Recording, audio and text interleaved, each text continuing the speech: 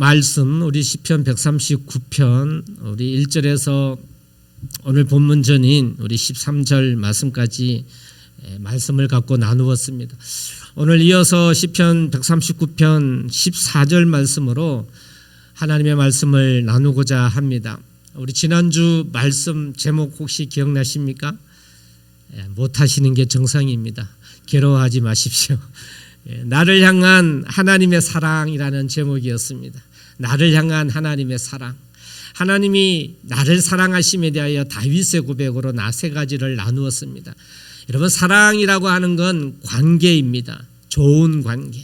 하나님이 나와 좋은 관계를 맺기 위하여 하나님 나를 사랑하신다라는 걸 나누었는데요. 그 첫 번째가 잘 아시는 사랑이라 그랬습니다. 우리가 누가 누구를 안다라는 만큼 큰 사랑은 없지요. 높은 사람이 나를 안다면 그것보다 영광됨은 없습니다. 그렇게 하나님이 나를 사랑하신데 나를 잘 아시는 사랑을 한다라는 말씀을 나누었습니다. 두 번째는요, 저희가 사람의 관계에 있어도 사랑의 관계, 행복의 관계 위해서는요 반드시 필요한 게 있는데 이해라고 했습니다. 존경이 필요하고 인정함이 필요합니다만 중요한 건 이해라고 했습니다. 우리 지난 시편 우리 139편에 있는 이 말씀을 통하여서 두 번째, 하나님이 나를 사랑하시되 나를 잘 이해하신다라는 사랑, 그 사랑을 나누었습니다. 세상 사람들은 절대 나를 100% 이해하지 못합니다. 하지만 하나님은 완전한 이해를 우리에게 하시면 그 사랑임을 저희가 나누었습니다. 하나님 나를 향한 사랑 세 번째는요, 저희 관계에 있어서 인간관계에서도 그렇습니다만 누구를 사랑한다라고 할 때는 함께 하는 거다 그랬습니다. 그래서 부부의 사랑이 가장 아름다운데 그 부부의 사랑이 귀한 이유가 같이 하기 때문이죠. 함께 하기 때문입니다. 여러분 동의되시죠? 그 사랑인데 하나님이 임마누엘이라는 하나님의 이름으로 세상 끝나는 날까지 항상 나와 함께 계신다라는 함께 하시는 사랑, 제가 그 하나님의 사랑을 나누었습니다. 여러분 이 사랑 확신 있으시죠? 하나님 여러분 그렇게 사랑하십니다. 오늘 시편 139편에 있는 오늘 14절 말씀은요, 하나님이 나를 사랑하시는데 다윗의 고백은 나를 향한 하나님의 사랑의 절정을 이 14절 말씀 통하여서 표현을 하고 있습니다. 14절 말씀 제가 다시 한번 봉독해 드립니다. 내가 주께 감사하오면 나를 지으심이 심히 기묘하심이라. 주께서 하시는 일이 기이함을 내 영혼이 잘 아나이다. 이 고백이 하나님의 나를 사랑하심의 절정의 표현으로 14절의 표현으로 말씀하고 계십니다. 하나님이 나를 지으심이 신기하다, 심히 기묘하시다라는 걸 표현으로 성경은 이야기합니다. 이전 성경에는 신묘막측하다, 너무 이렇게 표현할 수 없을 만큼 놀랍다라는 표현입니다. 그 사실을 깨닫는 거예요. 나를 지으심의 그 사실을 깨닫고 이어서 주께서 나에게 하시는 일이 기이함을 내 영혼이 아는 것, 이것이 하나님 앞에 감사합니다라는 표현으로 하나님이 나를 향한, 하나님께서 나를 향한 사랑의 절정의 표현으로 하신 말씀이다라는 겁니다. 그렇습니다. 오늘 하나님의 말씀으로는 저와 여러분이 오늘 다윗의 이 고백을 깨닫기를 진심으로 소망합니다. 하나님 나를 지으심과 나를 향한 하나님의 하시는 힘이 기이함을 내 영혼이 깨닫는 것, 그것의 표현이 감사한다라고 하는 건데, 오늘 감사절을 맞이해서 하나님의 놀라운 이 일을 인정하는, 그 하신 일이 기이합니다, 놀라울 만큼 신기합니다라는 깨달음이 있는 저와 여러분 되기를 주의 이름으로 소망합니다. 여러분, 과연 하나님이 저를 향하여 하시는 일, 하신 일이 기이하다는 걸 내가 깨달아야 하는데요, 저는 내 생애 가운데서 과연 그 신기한 일이 무엇일까 생각을 해본 적이 있습니다. 내가 보고 정말 놀랍다라고 하는 생각, 그 생각을 제 인생 가운데 중에 무엇이냐면요, 제 첫 딸을 낳았을 때 저는 장가를 빨리 갔다 했습니다. 24세 가서 25세 낳았습니다. 신학대학원 3학년에 장가 가서 낳았는데, 아이를 4학년 때 낳았는데요, 여러분 제가 졸업여행 가느라고 제주도에 안 갈라 했는데 장모님이랑 아내가 하도 가라고 해서 졸업여행 갔는데 우리 예진이가 태어났어요. 그 태어나는 걸 못 봤습니다. 하루가 이틀 지나고 예진이를 봤는데요. 저는 그때 처음에 여러분들 다 동일한 마음이지만 아이를 보는데 너무 신기했어요. 너무 신기했어요. 야, 진짜 신기하다. 어떻게 하나님이 이렇게 하셨을까? 어떻게 이런 아이가 나올 수가 있을까? 그 신기함. 저도 지금 결혼 30년입니다만 그 감정을 잃어버렸는데 아마 어쩌면 여러분들도 지금 다 잊지 않았을까 생각이 됩니다만 그때의 신기함 있죠. 그 신기함이 하나님이 저를 창조하시고 아마 하나님께서 나를 바라보실 때 갖고 계시는 마음이지 않을까 저는 연관해 봅니다. 하나님이 그런 마음을 언제 깨달았느냐? 저는요 부모가 돼야 그걸 깨닫게 됐더라고요. 아직 아이들은 못 깨달아요. 절대 못 깨닫잖아요. 부모가 됐을 때 깨닫지 않습니까? 사랑하는 성도 여러분, 저와 여러분 하나님의 자녀입니다. 하나님의 하심의 기이함을 깨달을 수 있는 게 그 부모를 인정해 주는 겁니다. 여러분 그렇죠? 자식이 그 신기함을 알고 엄마 아빠 고마워요 할 때 그때 얼마나 기쁩니까? 하나님도 동일한 거예요. 그래서 저희가 하나님 앞에 그 하나님의 하신 일을 깨닫는 것, 그래서 하나님 감사합니다라는 이 다윗의 고백, 여러분 오늘 감사절을 맞이해서 우리 하나님을 향한 진정한 감사는 뭐냐? 하나님이 그 하신 일, 나를 창조하시고 나에게 하신 그 기이한 일에 대한 감사함의 고백, 한탄이 이런 놀라움의 고백, 이런 고백이 저와 여러분의 있기를 주의 이름으로 소망합니다. 오늘 우리가 그 하나님 하신 일을 고백해 드린다면 그것보다 더 큰 예배는 없을 것입니다. 그것보다 더 소중한 중요한 감사절 예배는 없지 않을까 저는 상상해 봅니다. 하나님이 나를 향한 그 사랑, 오늘 다윗의 고백처럼 내가 주께 감사하옴은 나를 지으심이 심히 기묘하십니다. 주께서 나에게 하시는 일이 기이함을 내 영혼이 잘 아나이다라는 고백, 그 고백을 하나님께 올려드리기를 주의 이름으로 소망합니다. 여러분 그렇습니다. 기이하다라고 하는 것이 무엇일까요? 하나님이 나에게 역사하신, 나를 창조하시고 저에게 역사하신 이미 신기함이라고 하는 것은 무엇일까요? 하나님은 실수가 없으십니다. 하나님이 하신 창조에 대하여서 저희가 온전하게 하나님 앞에 고백 올려드려야 될 줄 믿습니다. 여러분 일본에 오래전부터 전해오는 동화 중에 이런 것이 있다고 합니다. 이 세상이 시작될 때에 이제 조물주가 세상을 창조하고 사람을 창조했다라는 일본에 전해지는 동화가 있는데요. 성경과 비슷합니다만 똑같지는 않습니다. 그런데 그 사람 창조를 흙으로 가마니에다가, 하나님은 말씀으로 창조했습니다만 가마니에다가 사람을 만들었다. 이게 구워서 만들었는데 졸다 보니까 검게 나오고 다시 너무 빨리 꺼내다 보니까 하얗게 나오고 세 번째는 제대로 구워서 노랗게 나왔다. 이런 일본 동화가 있습니다. 여러분 흙으로 만들었다라는 건 비슷하지만 하나님이 조르셨다, 실수했다라고 하는 건 틀린 이야기죠. 사랑하는 성도 여러분, 하나님의 창조는 실수가 없으심입니다. 하나님은 절대로 실수하지 않으십니다. 그러니 지금 내가 이 땅에 있는 것은 하나님의 실수가 아니고 내가 지금까지 살아가는 모든 현재의 상황은 하나님의 실수가 될 수 없음을 믿으시기를 바랍니다.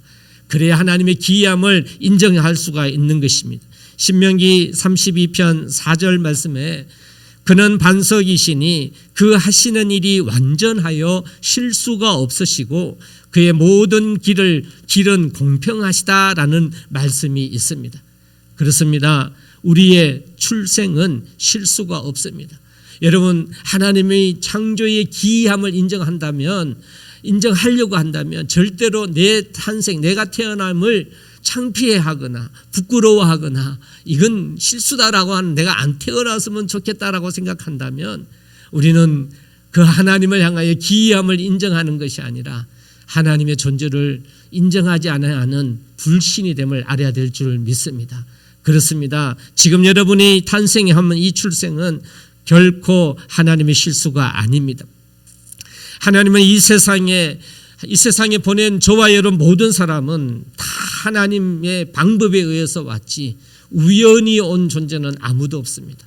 어쩔 수 없어 온 존재는 아무도 없습니다. 여러분, 요즘에 신혼부부들은요, 자녀 출생을 계획을 세워서 잘 건강한 아이 출생을 위해서 준비를 하고 났습니다. 저 때도 마찬가지입니다만 저보다 많은 여러분은 우리 자녀들 대부분 계획 안 된 상황에서 낳은 경우가 많이 있지요. 그것이 부모는 계획하지 않았다 할지라도 우리 하나님은 계획하심을 믿으시기를 바랍니다. 그 하나님이 계획하셔서 자녀를 저와 여러분에게 선물로 주셨고 나도 그 방법에 의해서 이 땅에 오셨음을 믿으시기를 바랍니다. 세상에 이런 말이 있습니다. 부적절한 부모는 있어도 부적절한 자식은 없다. 부모는 잘 될 수가 있지만 태어난 자식은 부적절할 수가 없다라고 하는 거예요. 하나님의 방법에 의해서 태어났다라고 하는 겁니다. 여러분, 이것이 하나님의 방법임을 믿으시길 바랍니다. 행여나 여러분의 삶이 힘들어서 내가 왜 태어났지 한다면 하나님은 지금 가슴 아파하실 것입니다. 하나님이 나를 창조하심이 기이함에 대한 고백 있으시기를 주께 소망합니다. 오늘 본문 13절 말씀, 14절 앞에 있는 13절 말씀 그렇게 고백하고 있지 않습니까? 주께서 내 내장을 지으시며 나의 모태에서 나를 만드셨나이다. 할렐루야. 이것이 다윗의 고백이고 하나님이 그렇게 나에게 생명 주셨음이 다윗의 고백입니다. 이 기이함에 대한, 이 하나님의 하심에 대한 기이함이 우리의 귀중한 신앙의 고백이 되어야 될 줄 믿습니다. 실수가 없으신 하나님의 선물이요 계획이라고 하는 것입니다. 이런 다윗처럼 우리가 하나님 앞에 하나님 제가 감사하오문, 오늘 감사절 통하여 하나님 내가 많은 감사가 있지만 이 다윗의 고백처럼 나를 지으심이 참 신기합니다 라고 하는 고백 저와 여러분에게 있어야 할 줄 믿습니다.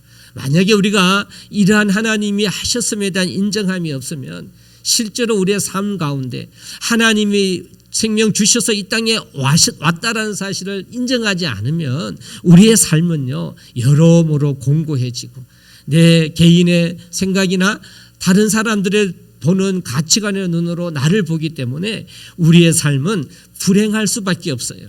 공고할 수밖에 없는 것입니다. 하지만 진정 하나님의 기이함을 인정하는 신앙을 갖게 되면, 하나님 생명 주심에 감사한다라는 이런 고백을 갖게 된다면요, 우리는 나의 외모나 성격에 대하여서 절대적으로 궁핍하지 아니하고 하나님의 그 모든 사랑, 그 하나님의 바라보는 그 시각, 지으심으로 바라본다면 내 외모와 성격에 대하여서도 감사할 수 있을 줄 믿습니다. 그렇게 해서 내가 감사할 수 있는 것이고 또 모든 사람의 시선으로부터 자유할 수 있는 것입니다.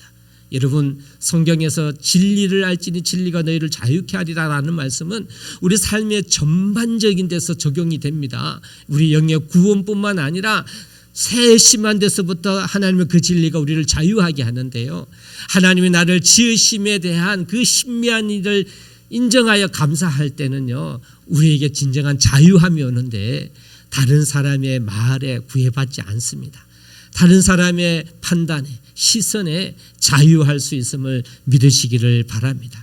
우리가 하나님 앞에 그 인정함을 고백해 드릴 때에 진정 우리의 삶은 합당한 삶이 된 줄 믿습니다.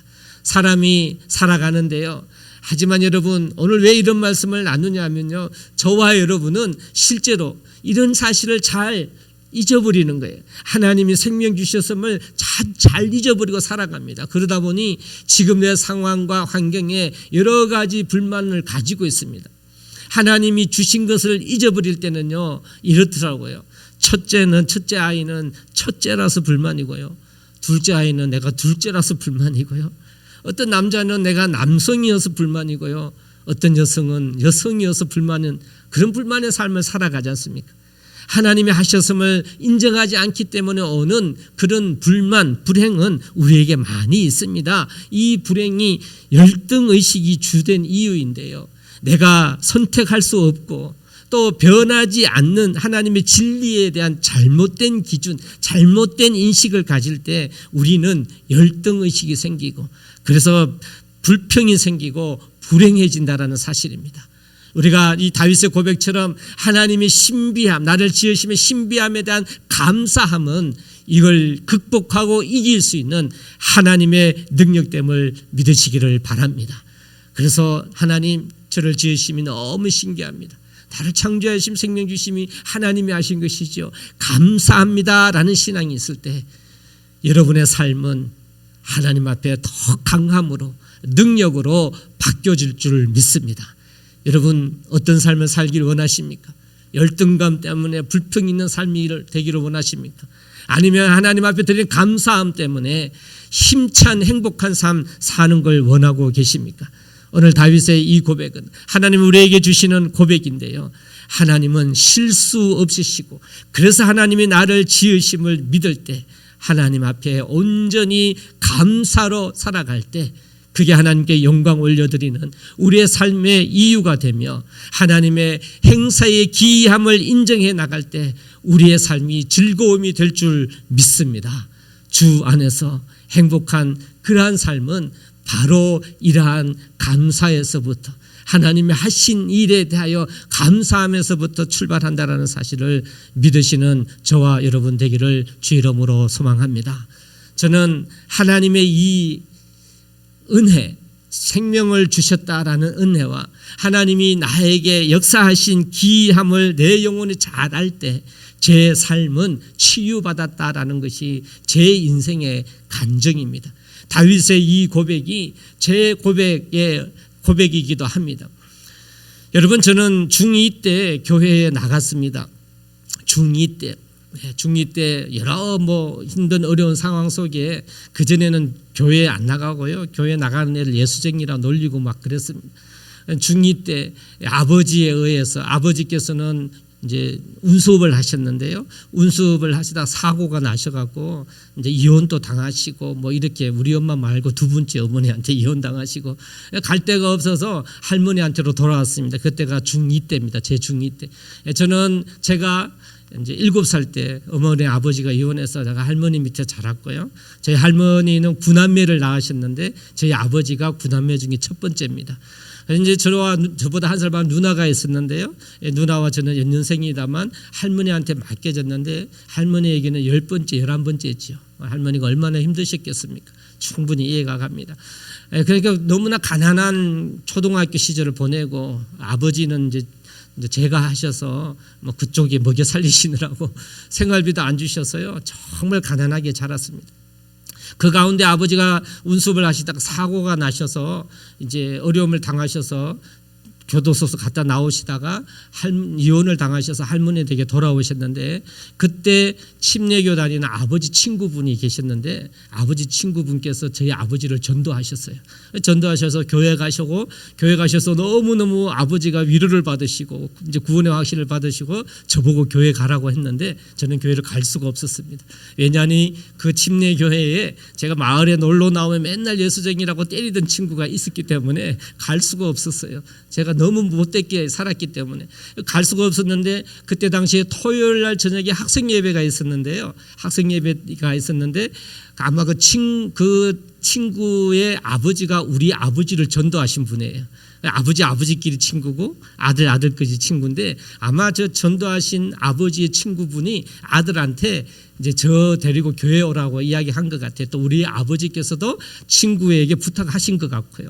그래서 어느 날 토요일 날 저녁에 그 친구가요 마당 대문을 열고 마당으로 들어오는 거예요. 깜짝 놀랐습니다. 교회 가자고요. 아버지가 교회 가라 했는데 제가 계속 피했거든요. 안 갔는데 어느 날 아버지가 화내시는 거예요. 교회 안 간다고. 가기는 가야겠는데. 그런데 그 친구가 들어오는 거예요. 그 친구가 바로 또 제가 매일 교회 놀러 나오면 예수쟁이라고 구박하던 친구예요. 그 친구가 와서 교회 가자라고 하니 이게 얼마나 큰 또 깜짝 놀라서 두말하지 않고 그날 따라갔습니다. 토요일날 그날 따라가서 저는 처음 교회 가자마자 저도 하나님의 은혜, 아버지와 동일해요. 하나님의 은혜를 알았습니다. 하나님의 사랑을 알고 예수를 믿게 되고 그때부터 교회에 나가게 되었고요. 장남인 아버지가 나가니 할머니도 교회에 나가게 됐고요. 그래서 저는 할머니 아버지 저 3대가 동시에 예수 믿게 된 케이스입니다. 여러분, 저는 그렇게 교회에 다녔지만 그리고 중3 때 구원의 확신을 얻고 침례를 받았습니다. 하지만 여러분, 여전히 저에게는요, 어린 시절의 그 상처 때문에 저에게 있어서는 저도 나중에 알았습니다. 그때도 몰랐죠. 제가 대학 3학년, 신학대학 3학년 때 이제 말씀을 통해 깨달았습니다. 근데 그전에는 몰랐죠. 저도 저를 모르면서 중학교, 고등학교를 지내왔습니다. 저에게는요, 대인 공포가 있었어요. 이게 누가 꼭 이게 부모 없는 자식이라고 흉보는 거 있죠. 이게 어린 시절에 저에게 있다 보니 남이 계속 나를 흉보는 듯한 대인 공포가 저에게 있었습니다. 당연히 그래서 열등감도 있었고요. 나중에 깨닫게 된 겁니다. 그리고 또 항상 우울감이 있었습니다. 항상 우울했어요. 그래서 봄 햇살 비칠 때나 이럴 때 저 혼자 잘 있고요. 친구도 몇 명만 있지 광범위한 친구를 대학 1, 2학년 때까지 그렇게 친구를 많이 사귀어 보지도 못했습니다. 중학교 때 저희가 음악 시험 중에는요, 항상 실기라는 시험을 쳤거든요. 번호 순서대로 앞에 나와서 선생님이 정해준 노래를 부르는 건데요. 저는요, 그 다른 사람 앞에 서면은 이게 가슴이 앉았을 때부터 내 순서 다가오면 막 이게 막 쿵덕쿵덕쿵덕해요. 저는 그런 왜 대인 공포가 있었기 때문에 남 앞에 설 수가 없었습니다. 그 중학교 때도 열심히 공부해서 이론은 잘하지만 실기 되면 매번 떨려갖고요. 이게 음이 실기 시험을 잘 못 쳐요. 여러분 상상이나 갑니까? 지금은 이렇게 대중 앞에서 설교를 할 수 있는 하나님의 사람이 되었는데 제가 치유 못 받았을 때는요. 정말 그런 우울증, 열등감 이런 게 있었다라는 겁니다. 어린 시절에 참 그 상처가 저를 힘들게 했습니다. 이런 부모님의 이혼, 가난함에 자란 이런 정말 힘든 삶 속에서 그러면 제가 언제 제 사실을 깨달았느냐, 제가 정말 하나님이 치유해 줬다는 것이 반전이 되도록 느끼는 게 있었는데 그것이 신학대학 3학년 때입니다. 저는 신학대학을 갔고 1, 2학년 지나고 그때 당시에 방법 이제 유행하는 그대로 군대를 갔습니다. 군사학을 해서 3개월 혜택 받으려고 군대를 갔고요. 제 아내는 제가 나갔던 교회에 다니고 있었고, 그 교회 누나였습니다.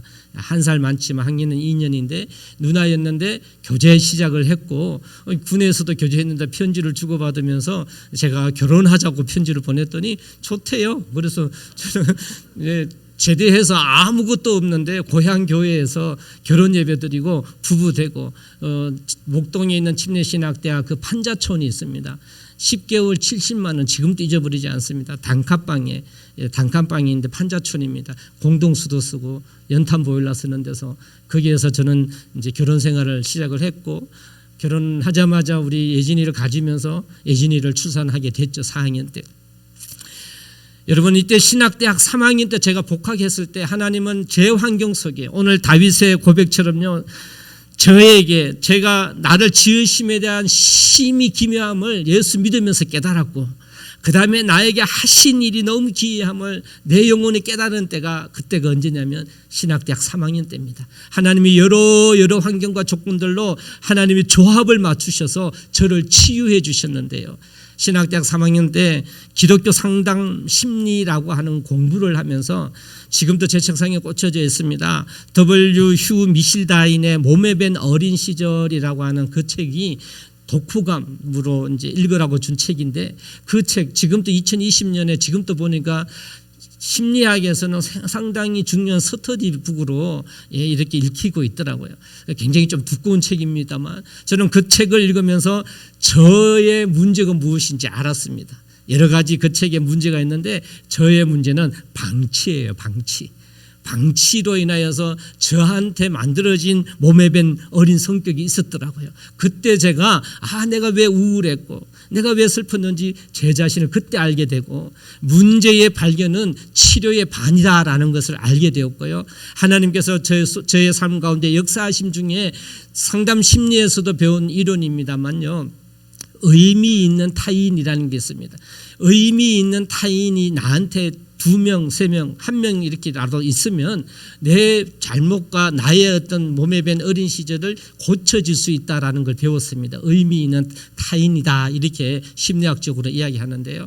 저는 그걸 배우면서 하나님이 제 삶 가운데 그런 의미 있는 타인을 통하여 저를 치유해 주고 계셨다라는 걸 깨닫게 됐습니다. 여러분 그 첫 번째 의미 있는 타인은 뭐 둘도 필요 없는 아내죠. 제 아내입니다. 저는 제 아내를 통하여서 내가 사랑받는 존재이구나라는 걸 깨닫게 되었고 하나님이 그런 저의 부족함을 일찌감치 채워주기 위해서 아내를 만나게 해주셨고 결혼이라는 걸 통하여 소속감을 알게 되었습니다. 제가 결혼 초기에 아내한테 매번 하는 말이 있는 게 우리 결혼한 거 맞냐고 우리 부부 맞냐고 저는 아내가 집 나간다는 소리가 이 세상에서 제일 무서워요. 그런 말을 잘 안 하지만 예. 그 소속감 하나님이 의미 있는 타인을 허락해 주셔서 나를 사랑하신다라는 걸 알게 해주셨고요.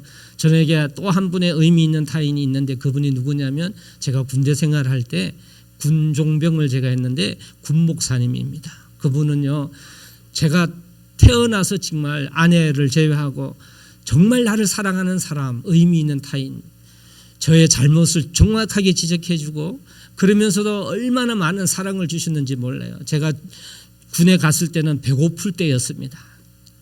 대학교 1, 2학년 때는요 먹을 돈이 없어서 아버지께서 등록금도 안 주셨거든요. 그래서 농협 융자 받아서 등록금을 입학금을 줬는데 지금도 아직도 농협 융자 빚이 있습니다. 이자만 내고 있는데 저보고 갚으래요. 그래서 아버지 기념으로 남겨두세요 그랬습니다.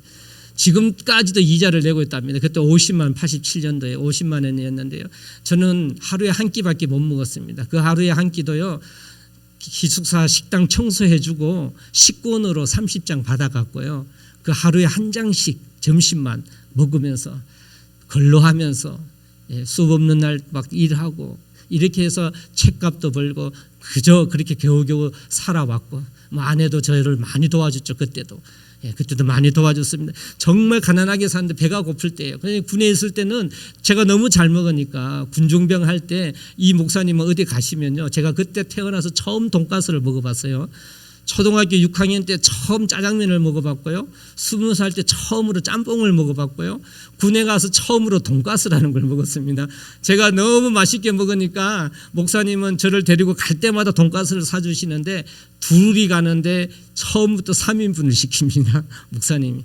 목사님이 얼마나 인격적이시고 저를 사랑한다라는 걸 알게 됐는데 군 제대에서 상담 심리 배우면서 하나님이 저에게 허락해 주신 의미 있는 타인으로 나를 사랑하심에 중요한 사람으로 사용하셨음을 제가 알게 됐습니다. 여러분 그 목사님이 이 교회에 연결해 주신 안명모 목사님이십니다. 우리 사모님 동생분의 처남되는 안명모 목사님이십니다. 30년 전에 일 아닙니까? 제가 군대 생활할 때 21살, 22살인데 지금 50세 됐으니까요. 30년 전에 그런 관계를 맺었는데 하나님이 동북제일교회로 연결해 주셨어요.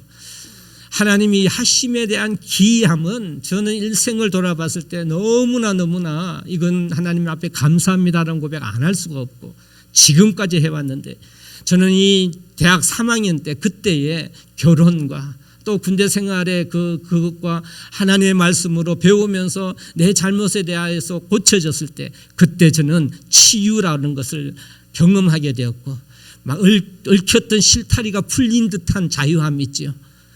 그 대인 관계에서도 자유함이 생겼고요. 그래서 이제 결혼하고부터는요 사람과의 관계도 좋아졌어요. 친구들도 많아졌고요. 그리고 또 이렇게 지금처럼 하나님의 사명을 감당할 수 있는 하나님의 사업으로 만들어 나갔고 하나님은 제 어머니와 저와의 관계도 하나님이 개입하셔서 기이할 정도로 해결해 주시고 하나님이 저에게 역사하심에 대한 그 감사는 제가 드리지 않을 수 없는 놀라운 하나님의 은혜 신앙이라는 사실입니다. 사랑하는 성도 여러분, 여기에 대해 하나님의 기이함을 깨달을 때 제가 치유함을 받았습니다. 아마 이 자리에 있는 여러분 하나님의 방법은 동일합니다. 하나님의 놀라운 나를 창조하심과 나에게 역사하심에 대한 기이함을 내 영혼이 알 때에 그때에 내 삶의 치유와 내 삶의 능력이 일어남을 믿으시기를 바랍니다. 이사야 64장 8절 말씀에 보면 그러나 여호와여 주는 우리 아버지시니이다. 우리는 진흙이요 주는 토기장이시니 우리는 다 주의 손으로 지으신 것이라. 할렐루야. 하나님이 나를 주의 손으로 지으셨다. 토기장이시다. 나는 아무것도 아니고 그저 지음받은 존재다. 에베소서 2장 10절에 우리는 그의 만드신 바라 그리스도 예수 안에서 선한 일을 위하여 지으심을 받은 자니. 할렐루야. 하나님이 하셨는데, 하나님이 만드셨는데 하나님의 선한 일을 위하여 지으심을 받은 자니 이 일은 하나님이 전에 예비하사 우리로 그 가운데서 행하게 하려 하심이라 하셨습니다. 하나님이 우리를 만드셨는데요. 많은 신학자들은 또 어떤 신앙인의 고백들은요, 그래서 우리가 하나님의 걸작품이다 이렇게 이야기하고, 우리가 하나님의 자녀되는 것이 우리 값어치로 이야기한다면 1억짜리 1000억짜리 뭐 이렇게 하지만 우리는 예수님 짤이다. 예수님의 피값으로 나를 사셨다라고 하는, 우리는 하나님의 걸작품, 하나님의 창조물이심을 저희가 인식해야 합니다. 사랑하는 성도 여러분, 여러분은 이 세상의 유일한 존재입니다. 나는 더 없잖아요. 나는 나밖에 없습니다. 단 하나밖에 없는 하나님의 특별한 존재, 하나님의 걸작품이죠. 대충 만든 것이 아닙니다. 하나님이 신중을 기하시고 신중을 기하셔서 여러분에게 생명을 주시며 여러분을 창조해 주신 하나님이심을 믿으시기를 바랍니다. 그 유일한 존재이기 때문에 이 세상에 그 어느 것도 비교 가능한 것이 없습니다. 우리가 이 사실을 안다고 한다면 우리의 삶 속에 일어날 수 있는 수많은 열등감들과 우울감을 우리가 이겨나갈 수 있지 않겠습니까? 지금 많은 상황이 힘듭니다. 어렵습니다. 그러므로 인하여 우리 개개인의 삶도 힘들고 어렵습니다. 여러분, 무엇으로 이겨나갈 수 있겠습니까?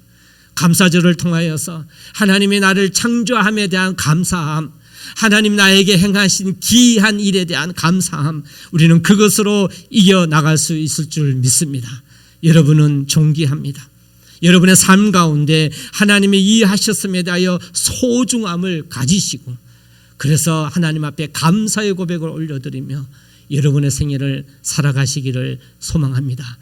그것이 하나님의 계획하심이요, 그것이 하나님이 하시는 일입니다. 이 놀라운 하나님의 역사는 이 자리에 여러분 한 분 한 분에게 이루어 주실 하나님의 일이라는 사실을 믿으시고, 또 내일부터 하루의 삶, 하루의 삶을 이 하나님 앞에 하나님 하시는 일에 대한 기이함을 고백하며 나아감으로 인하여서 능력의 삶 살아가시는 저와 여러분, 우리 동북제일교회 되시기를 주님의 이름으로 간절히 축원합니다. 아멘. 오늘도 하나님